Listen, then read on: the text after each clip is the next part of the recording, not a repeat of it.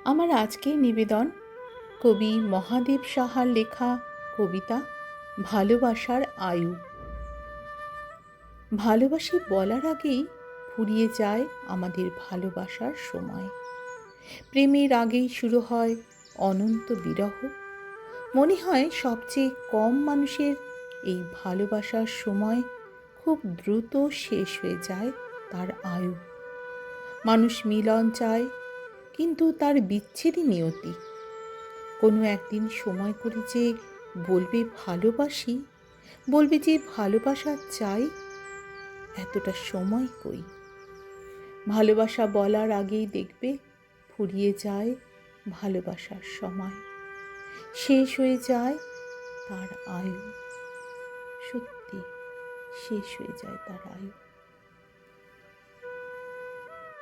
আমার আজকের নিবেদন কবি মহাদেব সাহার লেখা কবিতা বাঁচে ভালোবাসায়। তোমার কাছে আমি যে কবিতা শুনেছি এখনো পর্যন্ত, তাই আমার কাছে কবিতার সার্থক আবৃত্তি। যদিও তুমি কোনো ভালো আবৃত্তিকার নও, মঞ্চেও তোমাকে কেউ কখনো দেখেনি। তোমার কণ্ঠস্বর তেমন কিছু অসাধারণ নয়, বরং তুমি অনেক সাধারণ শব্দই হয়তো এখনো ভুল উচ্চারণ করো। যেমন, না থাক, সেসব তালিকা এখন নিষ্প্রয়োজন।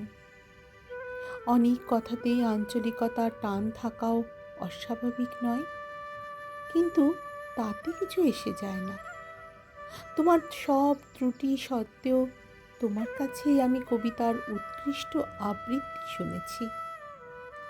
এমনকি ভুল উচ্চারণ ও আঞ্চলিক টানেও কবিতা যে কখনো এমন অনবদ্য ও হৃদয়গ্রাহী হতে পারে, তা আমি এই প্রথম তোমার কাছে কবিতা শুনেই বুঝলাম।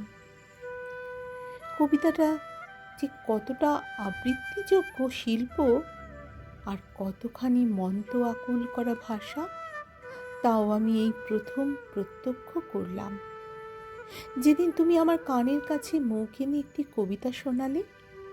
সেদিন থেকেই বুঝলাম কবিতার সার্থক আবৃত্তি আসলে বুকের ভেতর। কেবল তুমি সেই আবৃত্তি করতে পারো। কোনো কবিতার চেয়ে এর চেয়ে ভালো আবৃত্তি আর কিছু হতে পারে না।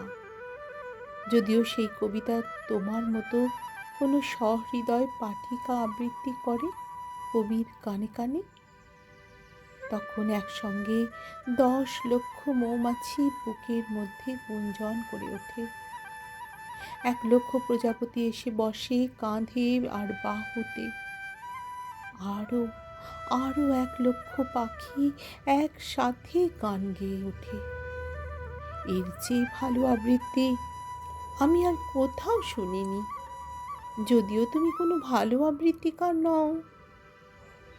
সেদিন খুব ভয়ে ভয়ে আর সংকোচে ধীরে ধীরে আবৃত্তি করেছিলে আমার একটা ছোট্ট কবিতা।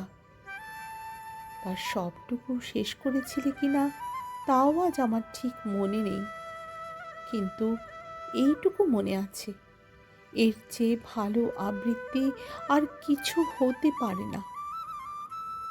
তোমার সেই সলজ্জ গোপন আবৃত্তির মধ্যেই সম্পূর্ণ ও সফল হয়েছিল আমার কবিতাটি। কবিতা বাঁচে, কবিতা বাঁচে ভালোবাসায়, কেবল ভালোবাসায়, ভালোবাসায়। আমার আজকের নিবেদন যদি তোমাদের ভালো লাগে বন্ধুরা, তাহলে তোমাদের একটি অনবদ্য ভালোবাসা রেখে যেও আমার কবিতাটির পাশে। অসংখ্য অসংখ্য ধন্যবাদ তোমাদের।